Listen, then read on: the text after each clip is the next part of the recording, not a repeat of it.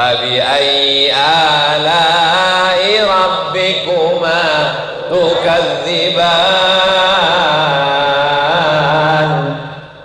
Apakah masih kau dustakan nikmat Allah subhanahu wa ta'ala? Ini semua jamaah ini masih minum air kan? Soalnya kabarnya ada jamaah yang udah nggak minum air lagi. 3 orang. Yang pertama Transformer, yang kedua Robocop, yang ketiga Iron Man, dan 3-tiganya nggak ikut pengajian. Koslet. Selagi dia masih manusia, disobek kulitnya keluar darah, berarti dia minum air. Maka untuk melanjutkan keberlangsungan manusia, kita mesti menjaga air. Yang paling banyak di dalam badan manusia ini darah, dan darah itu adalah air. Makanya nggak boleh banyak makan minyak, nanti darahnya kental. Nggak boleh banyak minum gula, nanti darahnya kental. Kalau darahnya kental, jantungnya berat untuk menyemburkan darah naik ke otak.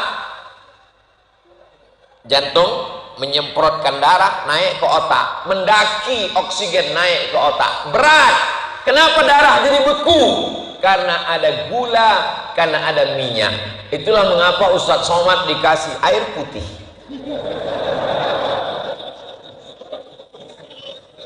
Masuk. Saya bukan model Ustadz yang suka nyindir-nyindir. Saya menjelaskan Ustadz jangan dikasih teh manis, karena lehernya panas habis ceramah, menggelegar pita suaranya. Kalau sayang sama Ustadz kasih air putih, karena kalau dikasih air panas ada gulanya, nanti lehernya pita suaranya rusak. Umur 50, 60, apa kabar? Sudah ngopi belum? Ini Masjid Raya, Masjid Jami Bintaro ini termasuk masjid yang sayang sama Ustadz, dikasih Ustadz air putih. Betul? Jadi Ustadz tulus nih ngomong begini. Iya, bukan nyindir karena nggak dikasih teh. Saya sudah dikasih soto sama teh di atas tadi, lengkap dengan cendolnya. Dapatkan hanya di Masjid Jami Bintaro. Hubungi nomor kontak berikut ini. Ini plastik. Hebat Mas. Berbuah nanti 3 tahun, 4 tahun, 5 tahun lagi baru berbuah.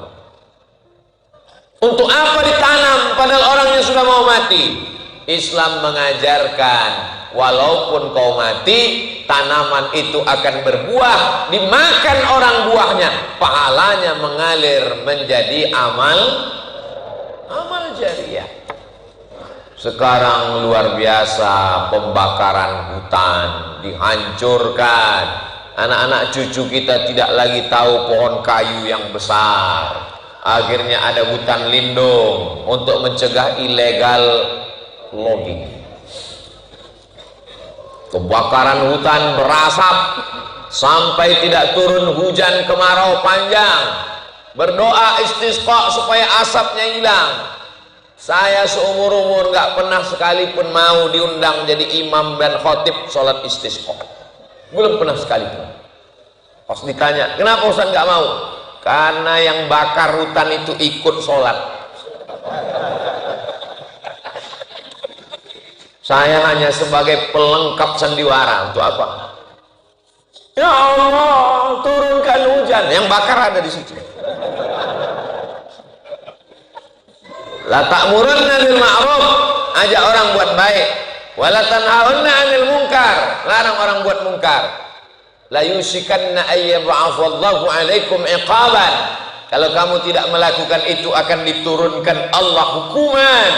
Kemarau panjang, hujan tidak turun, asap di mana-mana. Orang Malaysia nyebut asap jerebu. Apa bahasa Malaysianya? Jerebu. Terbanglah pesawat dari Pekanbaru ke Kuala Lumpur. Sampai di Kuala Lumpur pas saya mau ceramah, berasap gedung itu keliling. Apa kata mereka? Oh, Ustaz Somad bawa jerebu.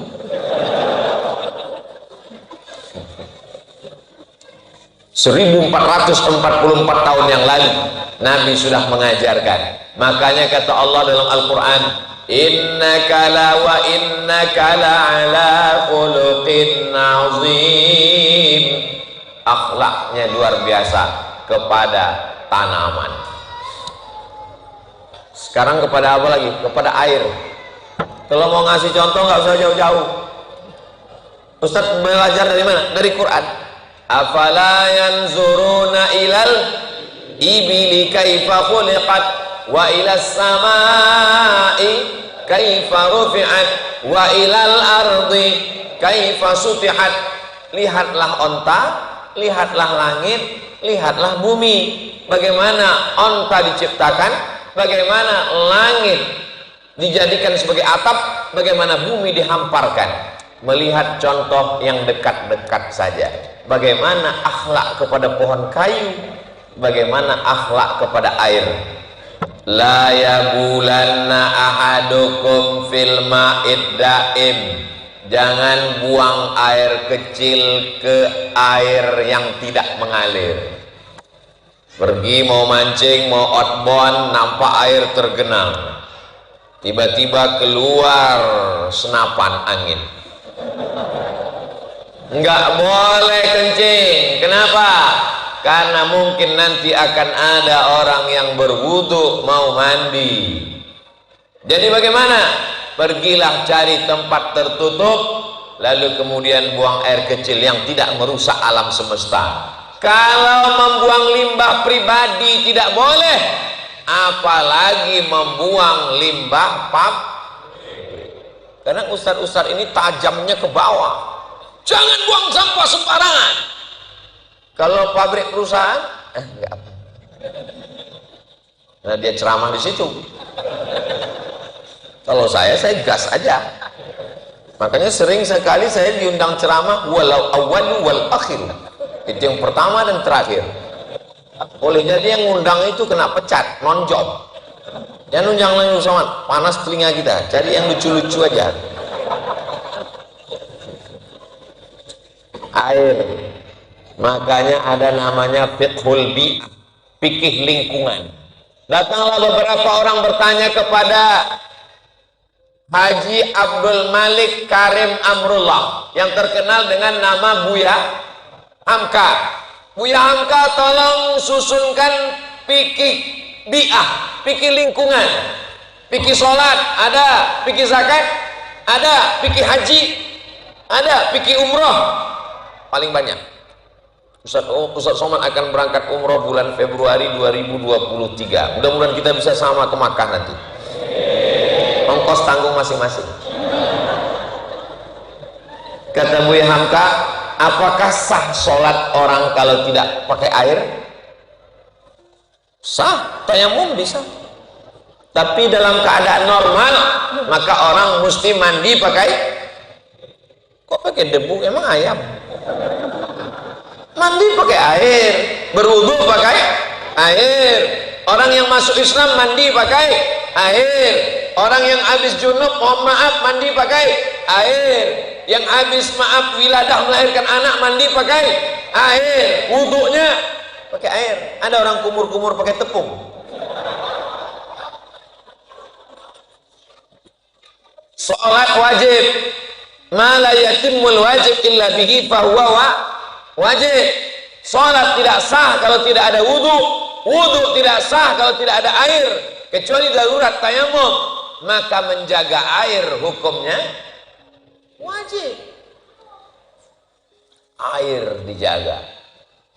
Seandainya Nabi Muhammad itu dari India, lahirnya di tepi sungai Gangga, ibadahnya banyak pakai air, mandi hari Jumat air, mandi junub air, mandi masuk Islam air, mandi habis sembuh dari gila air, mandi ketika wiladah air, mandi setelah haid air, mandi setelah melahirkan anak air.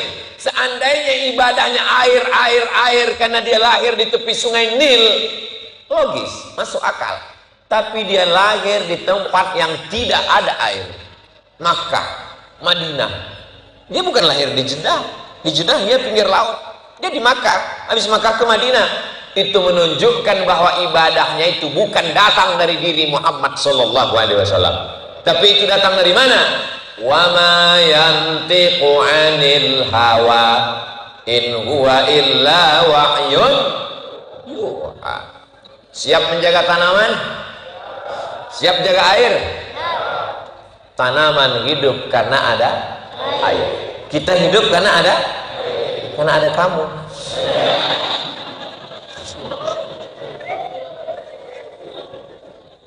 Seandainya air laut dari Pulau Seribu, Kepulauan Seribu masuk ke daratan Jakarta, ini kabarnya dalam setiap tahun air laut naik ke atas. Makanya kota kampung yang ada di pinggiran Jakarta banyak tenggelam. Mudah-mudahan Allah menyelamatkan Jakarta. Lalu kemudian air laut itu naik ke darat, lalu seluruh air yang ada di darat ini jadi asin. Apakah kita masih bisa hidup? Kita bisa hidup 3 hari, guys. Andai asin semua air-air ini, kita masih bisa hidup 3 hari. Tapi Allah Maha Kaya. Ini air laut, ini air sungai. Air laut tidak merusak air sungai. Disebutkan dalam surat Ar-Rahman, bainahuma barzakhul la yabghiyan. Antara air laut dan air sungai ada pemisah sehingga mereka tidak menyatu. Fabi ayyi ala'i rabbikuma tukadziban. Apakah masih kau dustakan nikmat Allah Subhanahu wa ta'ala? Ini semua jamaah ini masih minum air kan? Soalnya kabarnya ada jamaah yang udah nggak minum air lagi. 3 orang. Yang pertama Transformer, yang kedua Robocop, yang ketiga Iron Man, dan 3-tiganya nggak ikut pengajian. Poslet. Selagi dia masih manusia, disobek kulitnya keluar darah, berarti dia minum air. Maka untuk melanjutkan keberlangsungan manusia, kita mesti menjaga air. Yang paling banyak di dalam badan manusia ini darah, dan darah itu adalah air. Makanya nggak boleh banyak makan minyak, nanti darahnya kental. Nggak boleh banyak minum gula, nanti darahnya kental. Kalau darahnya kental, jantungnya berat untuk menyemburkan darah naik ke otak. Jantung menyemprotkan darah naik ke otak, mendaki oksigen naik ke otak, berat. Kenapa darah jadi beku? Karena ada gula, karena ada minyak. Itulah mengapa Ustadz Somad dikasih air putih.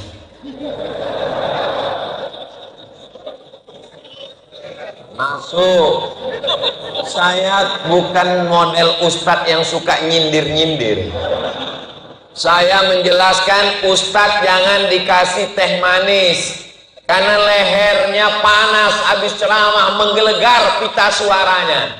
Kalau sayang sama Ustadz, kasih air putih, karena kalau dikasih air panas ada gulanya, nanti lehernya, pita suaranya rusak. Umur 50, 60, apa kabar? Sudah kopi belum? Ini Masjid Raya, Masjid Jami Bintaro ini termasuk masjid yang sayang sama Ustadz, dikasih Ustadz air putih. Betul? Jadi Ustadz tulus nih ngomong begini. Iya, bukan nyindir karena nggak dikasih teh. Saya sudah dikasih soto sama teh di atas tadi, lengkap dengan cendolnya. Dapatkan hanya di Masjid Jami Bintaro. Hubungi nomor kontak berikut ini.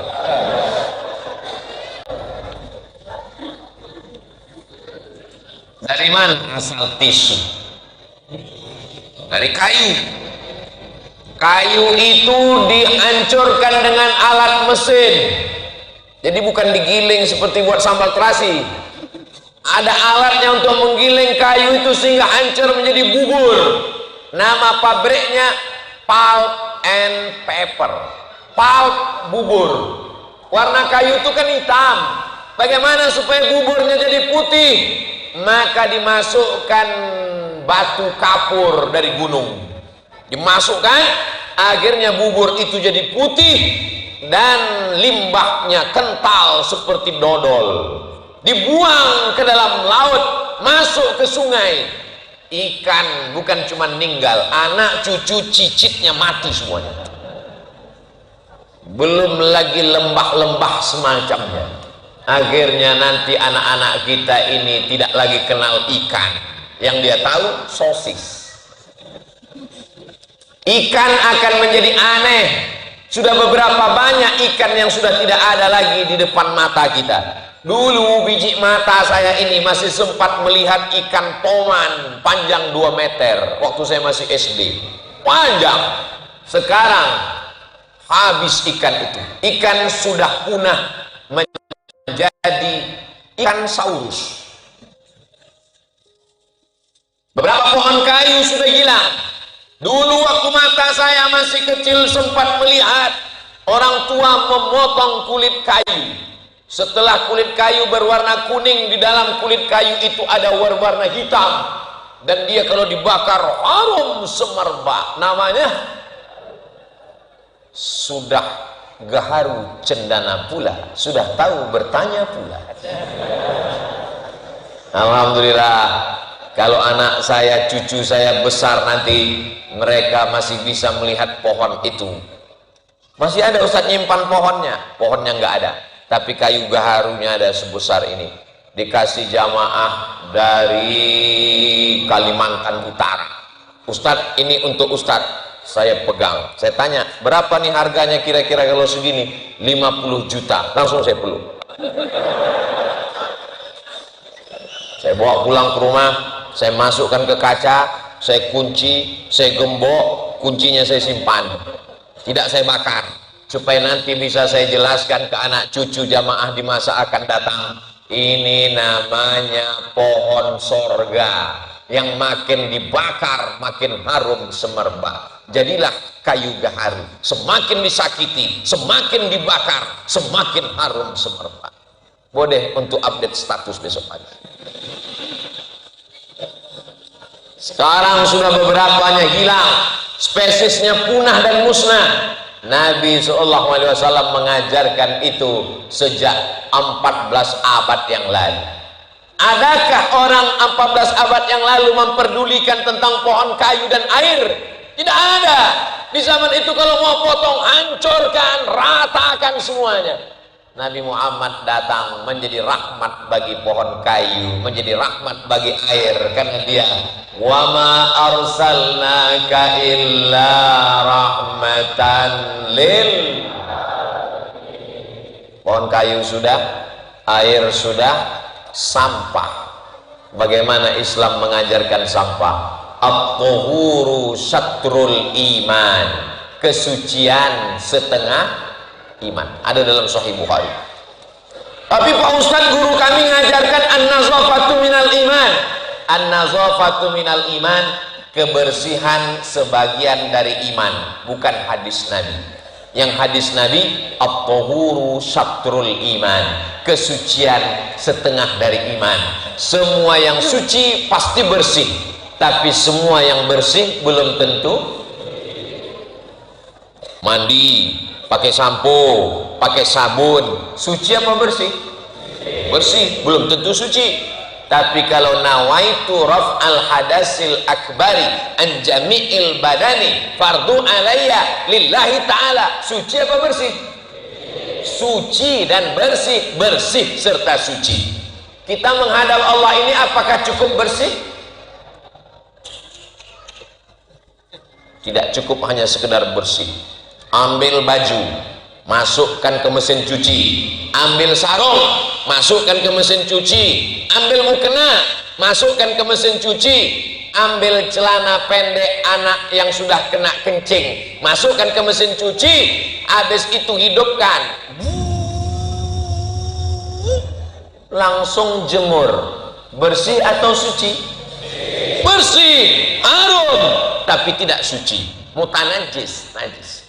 Tidak bisa dibawa sholat, tidak bisa dibawa ke masjid. Kenapa? Ada najis di dalam. Kenapa tidak kau bilas? Kenapa tidak kau siram pakai air bersih 2-3 kali? Kan ada tulis di sampulnya Pak Ustadz, sekali kucek tanpa bilas.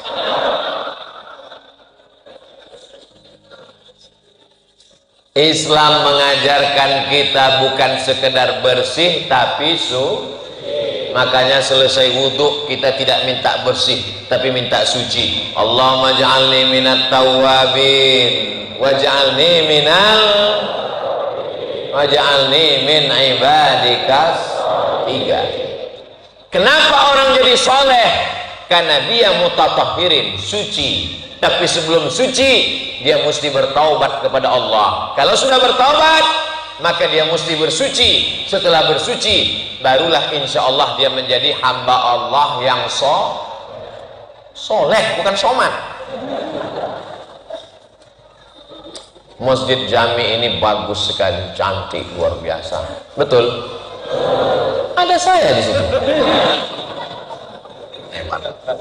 Penuh masjid ini. Sampai tangga-tangganya pun penuh. Kami melihat Bapak di sana seperti melihat ikan koi.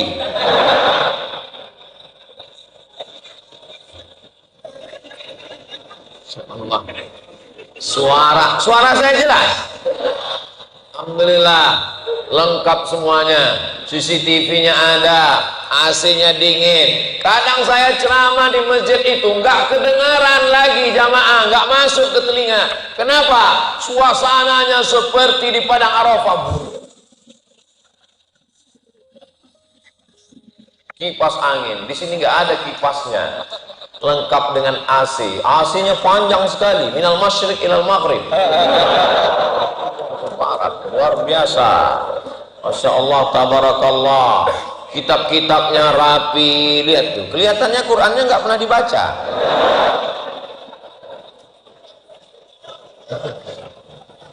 Ustaz Somad ini suuzonnya. Ustaz ini kalau ngomong kok nyelekit ya.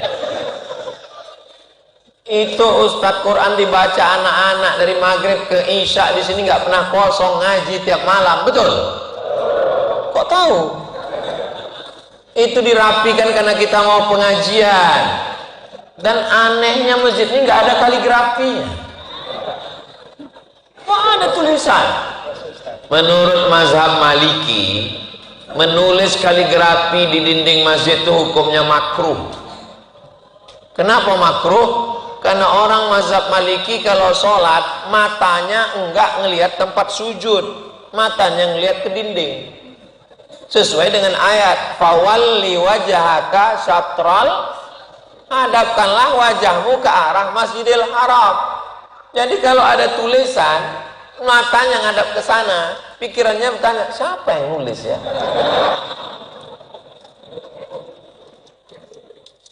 Itu nanti jawaban saya kasih, mana tahu ada yang nanya. Kenapa Masjid Raya, Masjid Agung, Masjid Jami Bintaro tuh nggak ada kaligrafinya? Kemarin udah dikasih Abu Somad jawabannya, cuman kami lupa apa. Tenang, ini ada rekamannya, bisa ditonton ulang di channel Ustadz Abdul Somad Official. Subscribe, like, share, and comment. Allahu Akbar.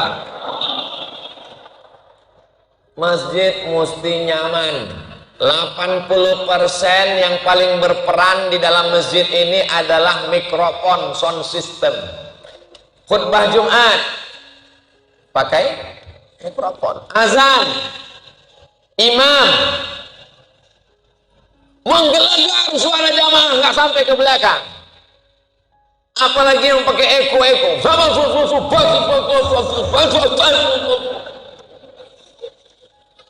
Apa gitu? Makanya ini bagi masjid-masjid sekitar nih jadi pelajaran. Ambil yang baik-baik dari masjid ini supaya mensupport, sehingga tausiah pengajian. Masya Allah, tabarakallah, disiapkan meja, ada kursinya. Makanya saya istirahat malam ini, duduk ceramah. Di tempat lain berdiri, kesemutan kaki saya. Islam mengajarkan at-tahuru syatrul iman. Jadi kalau ada orang jorok, kotor, maka diragukan keimanannya. Makanya sehari semalam berapa kali orang Islam diajarkan Nabi Muhammad SAW, laula an asyqa ala ummati, kalau tidak memberatkan bagi umatku, la amartuhum bisiwak, kusuruh mereka bersiwak, gosok gigi inda kulli shalah. Makanya kadang habaib tuh kalau saya perhatikan, kalau jadi imam, luruskan shaf, sunnah Rasulullah SAW, supaya jangan sampai waktu sholat nyangkut daging ayam.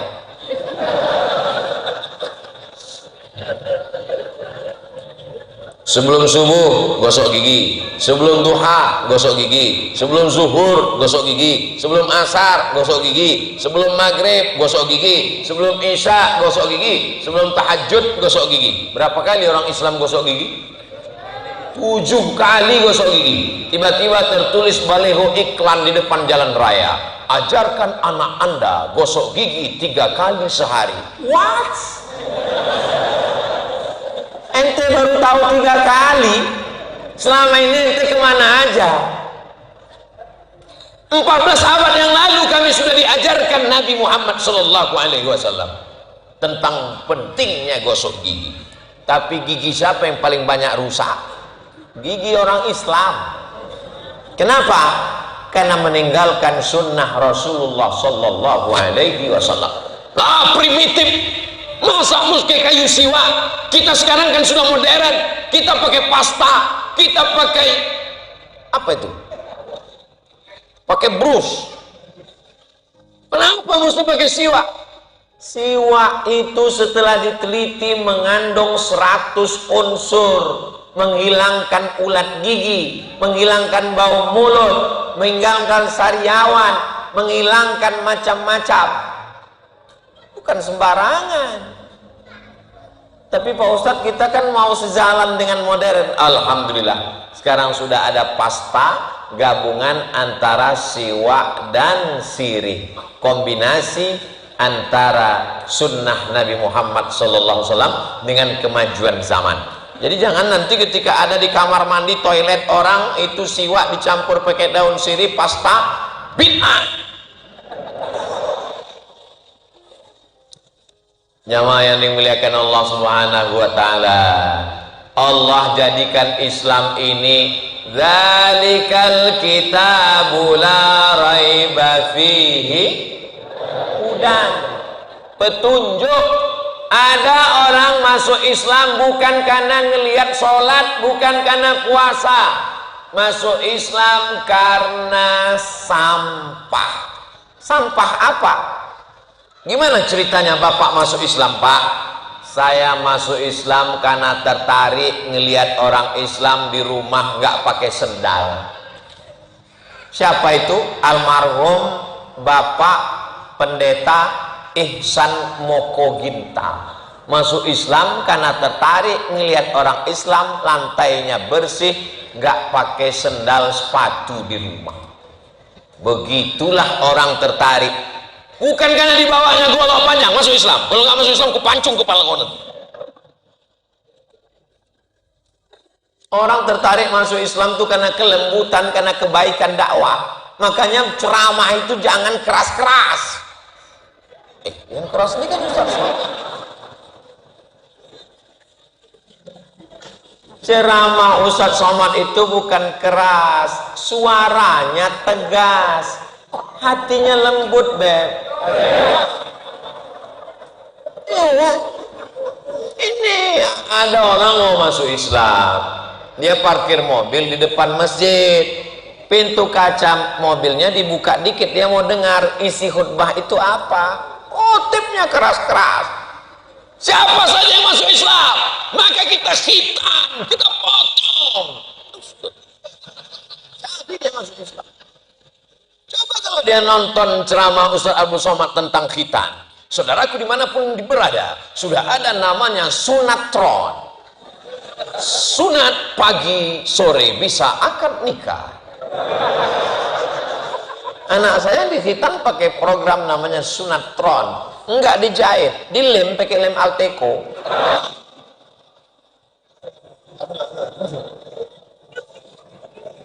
nggak sakit.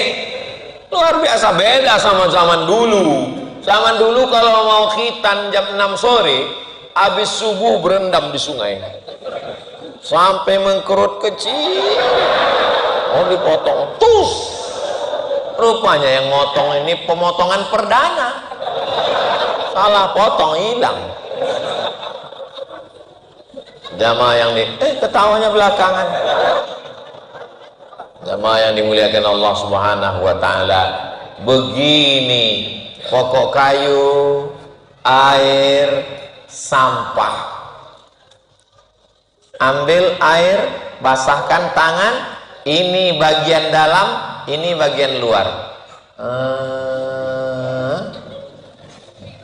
Ini bagian dalam, ini bagian luar. 3 kali. Ini bagian dalam, ini bagian luar. Ini anak-anak sekarang banyak wudhu.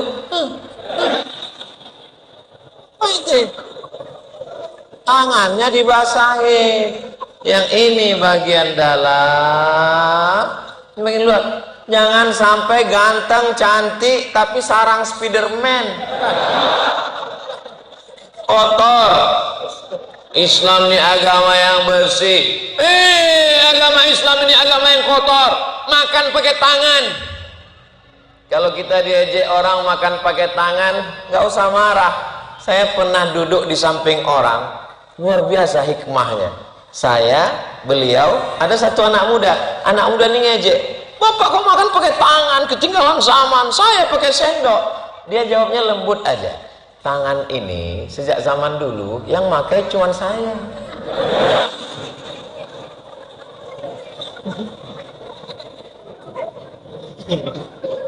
Sejak kecil sampai sekarang yang makan ini cuma saya yang pakai ini. Sendok yang kamu pakai udah berapa mulut? Lebih bagus lembut kena daripada keras nggak kena. Ngapain marah-marah? Nanti cepat mati.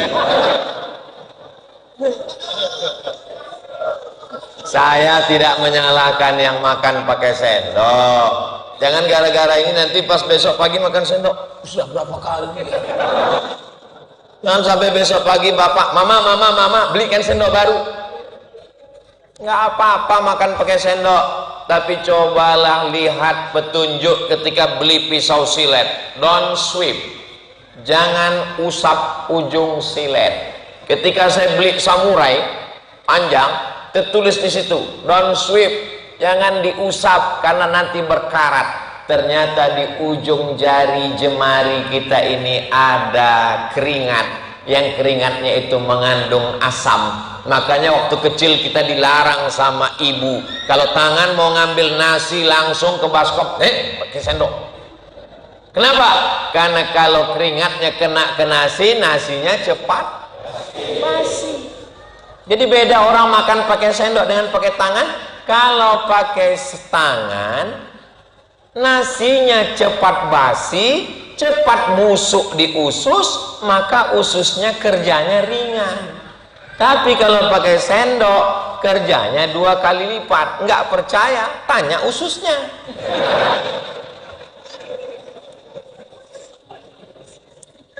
Ini bukan cerita masalah halal haram.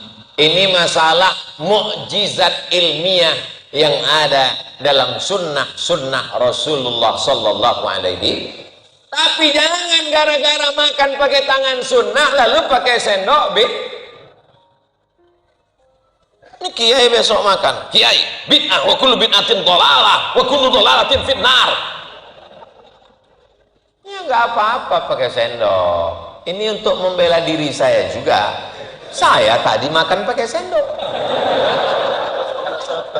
Soto, gimana makan soto pakai nasi?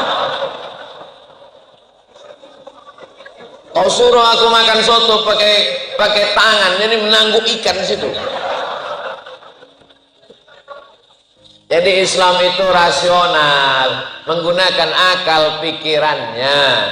Nabi Shallallahu Alaihi Wasallam itu kalau dikaji aspek kehidupannya dari hal yang kecil-kecil, remeh-temeh, sepele, begitulah Allah menurunkan dia. Allah menurunkan dia sebagai pelajaran untuk semesta alam. Tiba-tiba ada seorang laki-laki menyalakan obor. Dia nyalakan obornya di sarang semut. Ada sarang semut di atas pohon kayu, dia bakar. Semut. Ayo. Apa kata Nabi? Marah Nabi Muhammad sallallahu alaihi wasallam. La yu'adzibu bin nar illa rabbun nar. Tidak boleh menyiksa, membunuh dengan api kecuali Allah yang menciptakan api. Itu makanya tidak boleh membunuh dengan api, menyembelih dengan pisau. Gimana nyembelih dengan api? Ya, nggak boleh, mesti disembelih. Idza dzabhtum fa ahsinuz dzabhah. Kalau kamu menyembelih, sembelih dengan baik. Bagaimana cara menyembelih dengan baik? Falyu'idda syafratahu, tajamkan pisaunya, wal yurih dhabi'atahu, buat binatang yang disembelih itu mati tenang. Bismillahirrahmanirrahim. Allahu Akbar. Alhamdulillah saya punya golok yang sangat tajam. Ambil kertas. Ustadz yang ngasih golok siapa? Juleha. Perempuan, juru sembelih halal. Kasih saya golok. Saya sangka golok ini sebagai cenderamata hadiah. Ternyata mesti dipraktekkan motong sapi. Kan nggak mungkin kita ngaku takut kan? Ustadz berani motong? Berani, padahal saya nggak pernah motong. Tapi karena udah kadung berani, akhirnya motong. Bismillahirrahmanirrahim. Akbar. Alhamdulillah mati. Coba kalau nggak mati. Islam mengajarkan goloknya mesti tajam, kuku panjang, ditusuk leher ayam. Cus, bolehkah motong ayam pakai kuku? Nggak boleh. Ada tulang iga kambing, diambil tulang iga, potongkan ke leher ayam. Nggak boleh pakai tulang, nggak boleh pakai kuku, nggak boleh pakai pisau tumpul. Ini ayamnya masuk terus ke rumah, masuk terus ke rumah.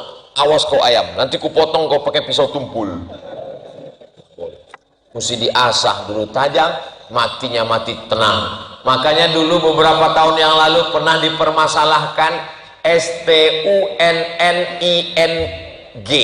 stunning, bacanya stunning, karena ternyata beberapa rumah potong memotong sapi pakai stunning, seperti pistol tapi pelurunya nggak keluar, ada tekanannya, ditembakkan ke kening sapi itu, kena otak kecilnya, tup, langsung mati, darahnya nggak keluar, lalu kemudian menyatu dengan dagingnya, tidak dicuci, dipotong, diletakkan di atas briket api, bolak-balik, nggak matang, masuk ke roti, dimakan. Yummy, barbecue. Langsung kena penyakit namanya medco, med gila, ko sapi gila. Islam mengajarkan darah mesti keluar, karena ternyata semua bakteri ada di darah. Bersih, bismillahirrahmanirrahim, keluar darahnya habis, biarkan dia mati tenang. Setelah itu baru kemudian dipotong-potong, cuci sekali airnya masih butek, cuci 2 kali masih beku, cuci 3 kali agak bening, cuci 4 kali bersih. Pesan ibu saya, nanti kau kalau bersihin ayam 2 kali, kalau kambing 4 kali. Kok gitu mak? Karena kambing kakinya 4, ayam kakinya 2. Kita nggak tahu, iya aja. Sekarang baru mikir, ternyata ayam dagingnya putih, darahnya nggak terlalu banyak. Kalau kambing sapi merah, cuci 2 kali masih merah, cuci sampai bersih, dikasih jeruk, diletakkan ke api, benar-benar matang, dimakan, dibaca dengan bismillah. Nggak ada sapi gila. Yang gila orangnya, memang belum makan udah gila duluan. Islam ini kalau dijalankan, diamalkan, dari aspek bersihnya, peduli lingkungannya. Jadi Islam ini bukan hanya sekedar mengurus kunut nggak kunut, bukan masalah ngurus bismillah jahar bismillah sir, bukan cuma masalah ngurus kaki celana naik apa turun, bukan masalah ngurus jenggot apa nggak jenggot. Islam ini sampaikanlah yang menunjukkan mukjizat-mukjizat dan kebaikan akhlakul karimah Nabi Muhammad sallallahu alaihi. Jangan sampai orang nanti jadi ateis gara-gara kajian-kajian khilafiyah. Di kantor dia sudah sibuk otaknya memikirkan atasannya, di rumah dia sudah sibuk otaknya memikirkan permintaan istrinya. Ini baik-baik semuanya. Dulu memang di sini pernah ada nggak baik, tapi udah meninggal. Di jalan dia memikirkan lagi kena razia. Dia di masjid mau cari ketenangan, tiba-tiba di masjid dia disibukkan lagi dengan khilafiyah. Akhirnya orang bisa jadi ateis. Kalaupun dia tidak jadi ateis, dia akan jadi agnostik. Apa sih beda ateis dengan agnostik? Ateis nggak ada Tuhan sama sekali. A, tidak. T, Tuhan. Is, keyakinan. Ateism, keyakinan yang meyakini nggak ada Tuhan. Sedangkan agnostik, dia percaya Tuhan tapi dia tak percaya agama. Kalau ditanya Tuhan ada? Ada. Agamamu apa? Saya nggak percaya agama. Tuhan terlalu sempit untuk diklaim oleh satu agama. Jadi nama Tuhanmu siapa? X. Jadi kalau dia berdoa, oh X, X-Men. Maka yakinilah satu agama. Inna dina indallahil Islam. Nama Tuhan yang kau sembah siapa? Ya Rahman, Ya Rahim, Ya Malik, Ya Qudus, Ya Salam, Ya Mu'min, Ya Muhaimin, Ya Aziz. Cara menyembahnya bagaimana? Sallu kama ra'aitumuni usalli. Sholalah kamu sebagaimana melihat aku. Idza qumtum ila sholati faghsilu wujuhakum. Basuh wajah. Saat membasuh wajah, keluarlah dosa-dosa dari kelopak mata, keluarlah dosa-dosa dari mulut saat kumur-kumur, keluarlah dosa dari hidung saat air istinshaq. Wa aydiyakum ilal marafiq. Saat air disiramkan ke tangan sampai ke siku, keluarlah dosa-dosa tangan. Wamsahu biru'usikum. Usaplah kepala sampai telinga, keluarlah dosa-dosa otak, isi pikiran kotor, jahat, dengki, busuk hati, hasad, dendam, kesumat.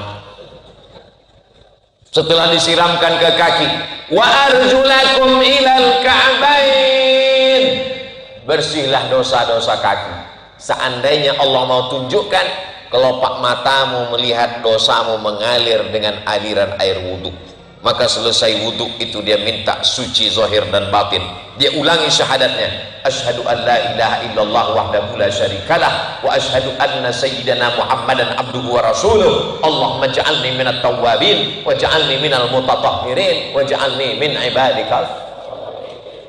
Sekarang banyak orang yang wudhu tidak merenungkan apa yang ada dalam wudhu. Wudhu sambil nggak ada perenungan, nggak ada hikmah, nggak ada mikir sama sekali. Itu kan sambil nelpon lagi. Iya sebentar. Gimana? Selesai wudhu nggak ada lagi berdoa menghadap, nggak ada. Kalaupun berdoa, doanya nggak jelas, macam kumur-kumur. Sholat ini perenungan. Agama ini bukan sekedar ritual bim salabim abrakadabra, tapi dia diucapkan di mulut, dipikirkan di kepala, direnungkan dengan hati, merasuk. Lalu kau angkat kedua tanganmu menghadap kiblat dan berkata, Allahu Akbar. Yang besar itu siapa? Allah. Wali kota? Bukan saya ngomong, Pak.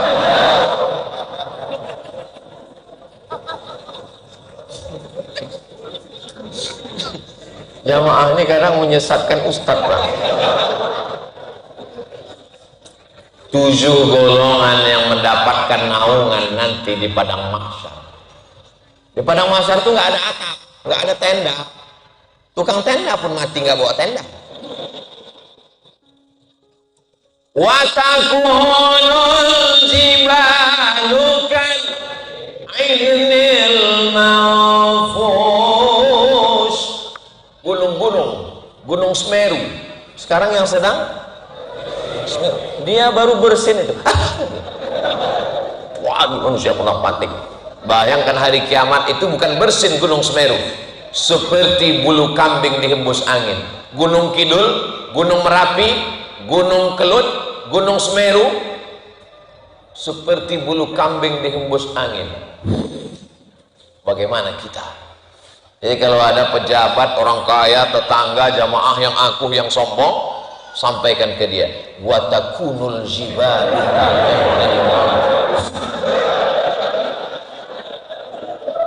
Kita nih nggak ada apa-apanya.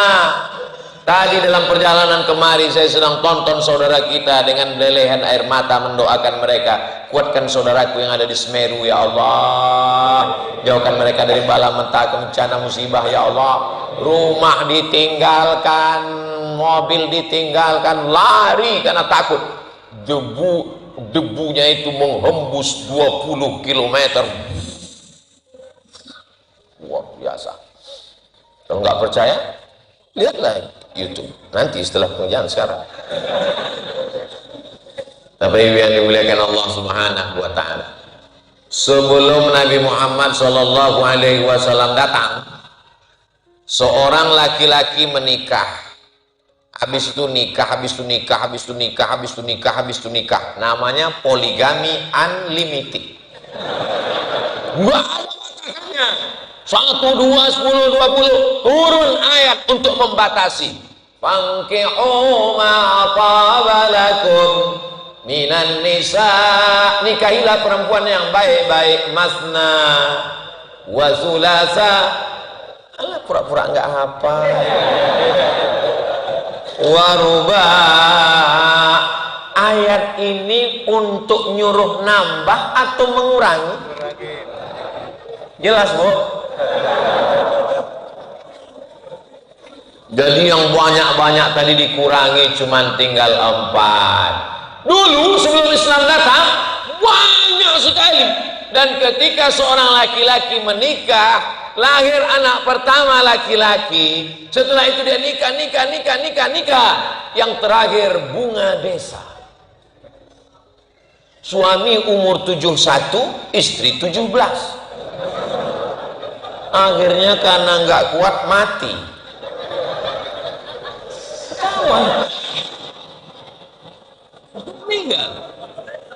Meninggal si bapak, tinggal istrinya terakhir yang muda.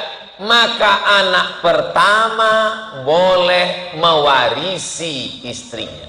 Hukum jahiliyah. Makanya mereka disebut dengan jahil. Maka dalam Islam, seorang anak tidak boleh menikahi istri bapaknya karena itu adalah ibunya sampai mati. Namanya mahram mu'abbad. Ibu tirimu itu adalah istri bapakmu, dan itu sama seperti ibumu, mu'abbad sampai hari kiamat. Hukum Islam. Dan tidak boleh istri ini diwarisi karena dia bukan harta, tapi istri mendapat warisan. Siapa yang mengangkat harkat martabat perempuan? Sayyidina wa maulana Muhammad sallallahu alaihi wasallam.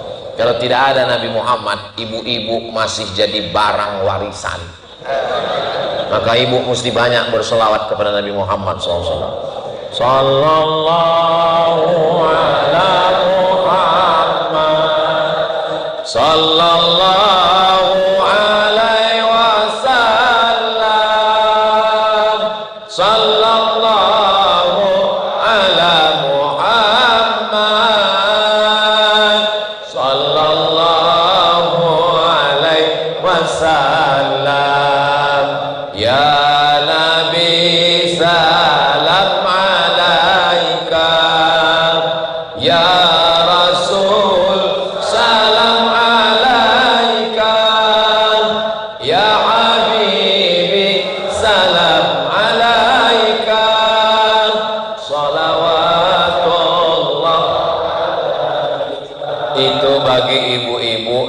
suka sholawat pakai lantunan irama lagu.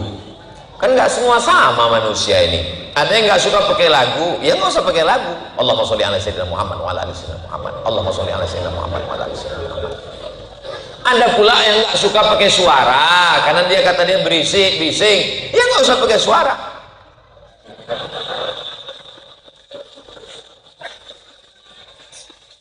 Bersolawat nggak pakai suara boleh, bersolawat pakai suara boleh, bersolawat pakai lantunan irama boleh. Salatullah salamullah ala toha rasulillah. Salatullah salamullah ala yasin habibillah. Ala yasin habibillah. Tawassalna bismillah wa bilhadi rasulillah wa kulli mujahidin lillah bi ahlil badri ya Allah, bi ahlil badri ya Allah. Itu bukan irama Mesir, itu bukan irama Yaman, itu bukan irama Sudan, itu bukan irama Maroko. Saya nggak pernah dengar irama itu sekalipun di Arab. Salatullah, ternyata itu irama Jawa. Lir ilir, lir ilir, nasumilir tak ijo, royo royo, manten anyar. Aku nih manten anyar ya ingat. Jadi kita bisa saja berkreasi selama tidak merusak maknanya. Tapi kalau sampai merusak, memaksakan lagu untuk memperkosa ayat, iyyaka na'budu, apa ini? Jahil. Qori-qori kita pun tidak membenarkan demikian. Tapi suara yang bagus itu disukai oleh Nabi Muhammad SAW. Laisa minna man lam yataghanna bil Quran. Siapa yang tidak melantunkan ayat Al-Quran, maka dia bukan umat Nabi Muhammad SAW. Bismillahirrahmanirrahim. Alhamdulillahi rabbil alamin. Suara saya nggak bagus, mikrofonnya mantap. Mikrofon sound system ini 3 jenis. Ada jenis yang pertama, siapapun imamnya, seenak apapun suaranya, tetap keluar serak. Saya pernah kena gitu. Ada model yang kedua, sekuat apapun kita bersuara, dia tetap nggak keluar. Coba. Jadi bagi ustadz yang ceramah, bagi khotib yang khutbah, bagi imam yang baca ayat, bagi muazin yang azan, maka ini amat sangat berpengaruh. Masya Allah, tabarakallah. Suara Nabi Muhammad SAW disambung oleh sahabat, suara sahabat disambung oleh sahabat.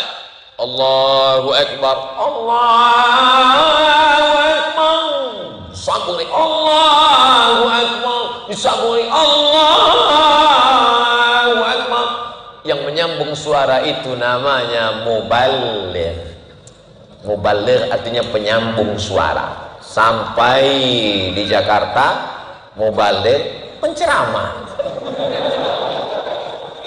Muballigh itu yang nyambung suara, sambung menyambung ke belakang. Akhirnya masuk mikrofon ke Masjidil Haram, maka mubalighnya sekarang tinggal 1. Itu yang di belakang imam di Masjidil Haram. Sami'allahu liman hamidah, Rabbana walakal hamd. 1 orang tinggal. Yang lain mana? Ya ninggal. Salatu alal mayyiti yarhamkumullah. Selesai sholat, jamaah semuanya nanya, jenazahnya laki-laki apa perempuan? Saya bingung Pak Ustadz, kalau sholat jenazah ini niatnya apa? Kalau nggak bisa bahasa Arab, saya sholat jenazah ngikut niatnya imam. Nanti kalau ditanya laki-laki apa perempuan, gabung laki-laki dan perempuan. Ada juga bayi dan anak kecil. Nah, nggak jadilah kalau gitu, belanja aja langsung. Islam ini mendatangkan kebaikan. Nabi Shallallahu Alaihi Wasallam megang Sayyidina Al Hasan dan Sayyidina Al Husain. Diciumnya Sayyidina Al Hasan. Sayyidina Al Hasan anak Fatimah. Diciumnya Sayyidina Al Husain, anak Sayyidina Ali, menikah dengan Sayyidatuna Fatimah. Yang pertama Sayyidina Al Hasan, yang kedua Sayyidina Al Husain. Ada seorang Arab Badui namanya Habis bin Iqra. Dia lihat Nabi memeluk cucunya. Apa kata dia? Anakku 10 laki-laki, satu pun gak ada yang pernah kecium. Ternyata orang Arab Badui itu keras sekali. Di tempat kita preman bertato, kumis melintang, kalau udah pulang anak tanding. Orang Arab Badui 10 anaknya, satu pun gak ada yang diciumnya. Apa kata Nabi Muhammad SAW? Man la yarham la yurham. Man la yarham la yurham. Siapa yang tidak mengasihi anak kecil, maka Allah tidak mengasihinya. Itulah kenapa kalau anak-anak kecil itu lewat, Ustaz Samad, saya salami semua. Ustaz Samad, anak-anak kecil semua. Datang anak gadis, Ustaz.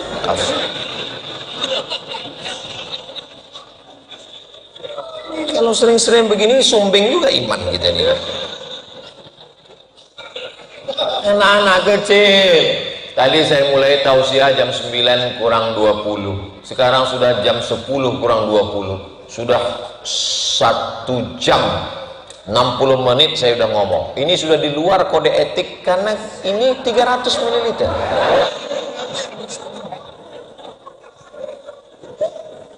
Yang jadi konsen saya bukan air minum ini. Yang jadi konsen saya, anak kecil masih tetap fokus mendengar Ustadz ceramah padahal sudah 1 jam. Itu anak-anak kecil itu, anak kecil. Di tempat lain kalau saya ceramah, anak kecil manjat-manjat tiang, sini ditariknya peci bapaknya, pulang.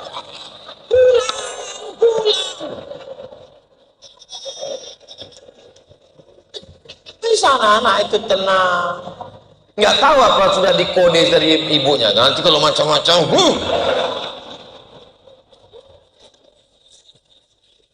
ya anak-anak inilah anak-anak yang soleh-soleh ini. Di masa depan, inilah yang akan menjadi wali kota Tangsel di masa akan datang. Setelah bapak bukan. Insyaallah tabarakallah. Kalau anak-anak ini dibiasakan ke masjid, dibiasakan sholat, nanti kalau dia jadi wali kota, pasti dia memperhatikan masjid. Kalau ada undangan acara, pasti dia datang ke masjid. Banyak pejabat-pejabat sekarang nggak mau ke masjid. Kenapa? Dia trauma. Beberapa pejabat sebelumnya asal ke masjid meninggal. Asal ke masjid meninggal. Apalagi banyak pengurus masjid ini tidak familiar dengan jamaah. Di depan pintu dibuat kotak sedekah besar-besar. Udah tahu jamaah ini sakit jantung. Setiap melihat kotak sedekah,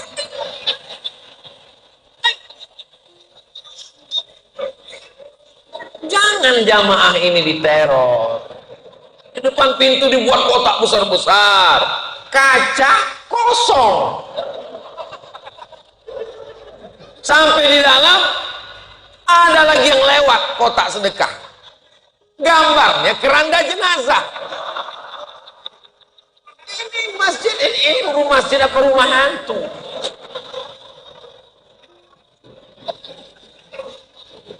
Nggak mau sesuai dengan pengurus, bawa keranjang sampah. Ya, sedekah. Keluar dari pintu sebelah, keranda jenazah.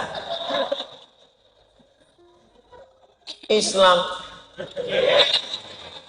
itu masjid ini lengkap. Di tempat lain kadang fotografernya asal ngambil aja. Kita sedang mangap, ada. Ini masjid jami ini, masya Allah. Jadi masjid mesti ada tim media dari anak-anak muda. Mereka yang mengelola. Ada Instagramnya, ada YouTube-nya, ada channel YouTube masjid kita. Apa namanya?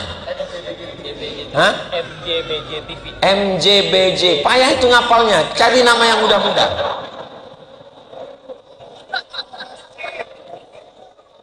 Saudaraku dimanapun berada, Anda ingin mendapatkan kajian-kajian tapi tidak sempat untuk datang setiap waktu, saksikan MJBJ TV, subscribe, like, share, and comment.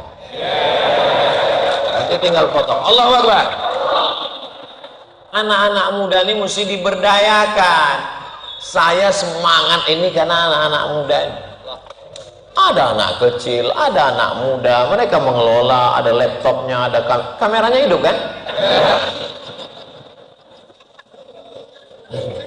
Kadang di beberapa daerah kita selesai acara, mohon maaf dek, bisa minta rekamannya mau diupload, mohon maaf Pak Ustadz, tadi kameranya nggak hidup.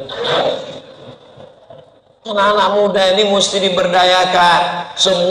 Semua kajian-kajian Ustadz Kiai Usman, guru kita, habaib kita dimasukkan. Bayangkan kalau kajian subuh, kajian duha, kultum zuhur, kajian ibu-ibu sore asar, kajian anak-anak dari maghrib ke isya, store satu-satu. Kamu store wadduha, rekam. Kamu store izazul zilatil, rekam. Kamu store yasin, rekam, upload. Sehingga anak-anak lain, ibu bisa nontonkan ke anaknya. Ah, lihat nih teman kamu, lihat nih teman kamu. Kamu kok nggak pandai? Iya ma, dia bisa gitu karena mamanya ngaji, nggak seperti mama.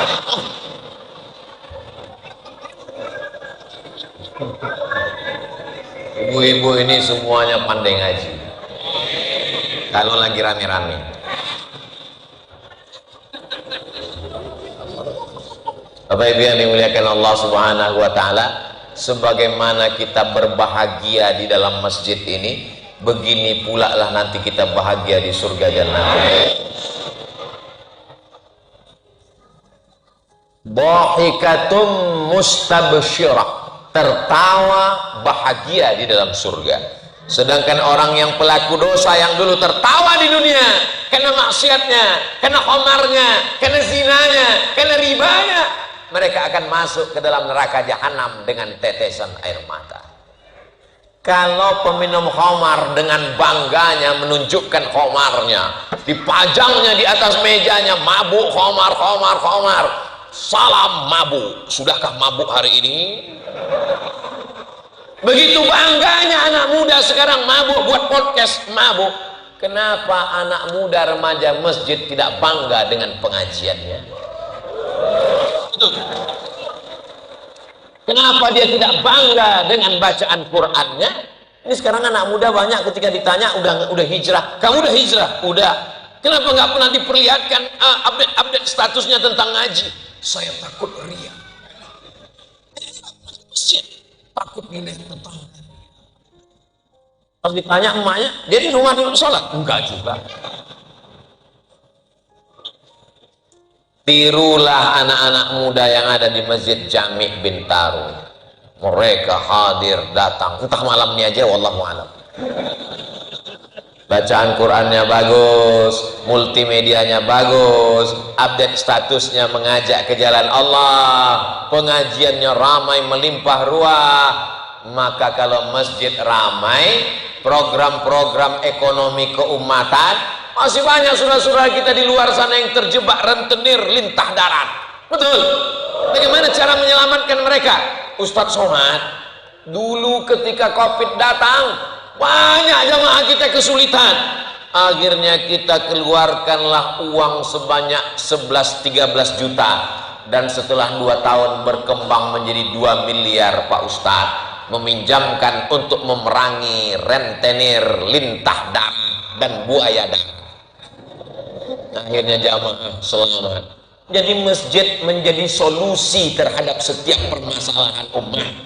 Bukan masjid ini, orang banyak utang, rumahnya dia ngontrak, dia belum makan, kerjanya baru kena PHK, datang ke masjid mencari ketenangan. Ustadz ceramah, neraka.